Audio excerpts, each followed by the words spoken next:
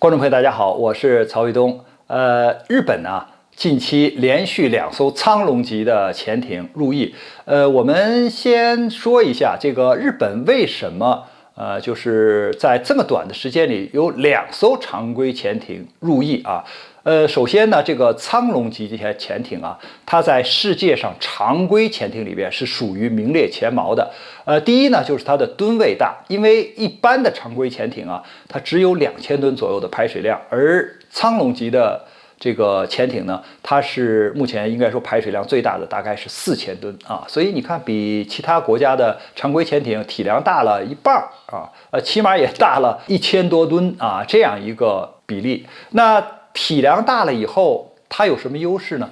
它搭载的装备、设备、人员就可以更多。那么这样一来呢，它在水下的潜伏的时间可能就更长啊，这是它的第一个特点，体量大。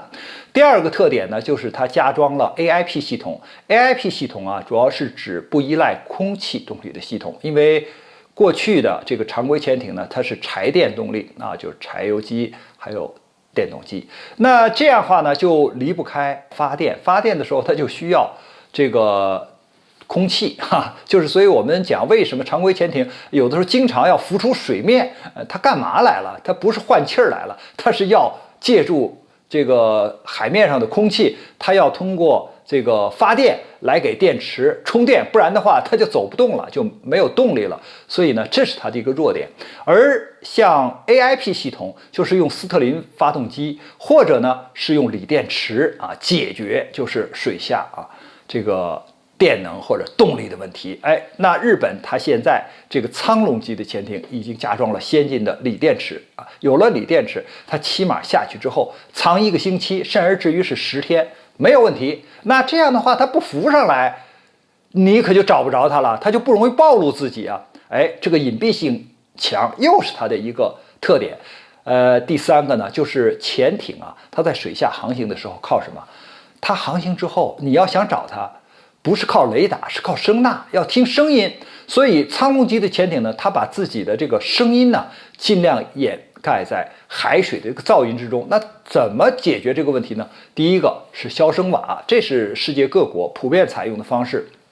第二个就是这个整体的减震浮筏，就是它里边的这些机器，包括人员走的时候它都有电子，那就是说尽量不要把艇内的声音传出去，不要让对方的雷达探测到。所以你看，通过这种消声瓦，还有整体减震浮筏这些技术包括把它里边的这些设备的噪音降低基本上是被海水掩盖掉的，所以它静音性能非常好。那把自己藏起来以后，也不用暴露自己，那么就是一个拳头的问题了。因为它的体量大，所以它可以搭载这种重型的鱼雷，可以搭载导弹。那这个就是可以对水下的潜艇和水面的舰艇构成巨大的威胁。因为潜艇来进行反潜是最好的手段，因为我安静，你也安静，但是呢，我可以进行对你探测，因为我在水下的这个时间长就是潜伏的时间长，我的静音性能更好，我可能先期发现你，所以它可以侦搜其他国家的潜艇。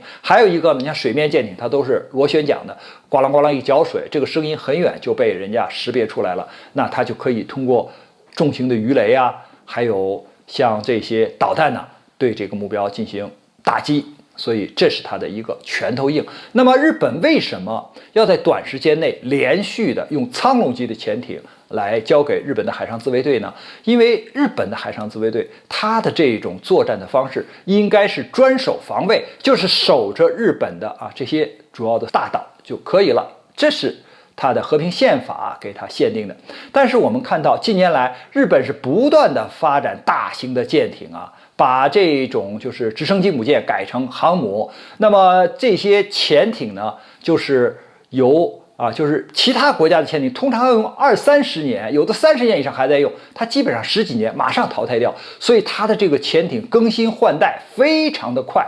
就是马上新潜艇就造出来了。新潜艇造出来，老潜艇淘汰了吗？它不是说就给报废掉了，它给封存了。它封存起来之后，那它就不是用的啊。说起来我只有10几艘潜艇，但是你封存了那些潜艇，只要一解封就可以使用啊。所以它有大量的这个常规潜艇。那这样一来，日本海上自卫队一个是潜艇的数量多，还有一个就是先进的潜艇的数量多。再一个呢，一旦航母出去的时候，它潜艇可以跟着这个航空母舰一块出去，或者其他的这个驱逐舰、万吨级的驱逐舰一块出去，那它的这种进攻的能力会大大的加强。所以我们通过日本呢，就是连续的更新自己的常规潜艇，也可以看到它在加强自己海上自卫队的这种进攻的能力。关于这个话题，我们今天就聊到这儿，谢谢大家收看，我们下期节目再见。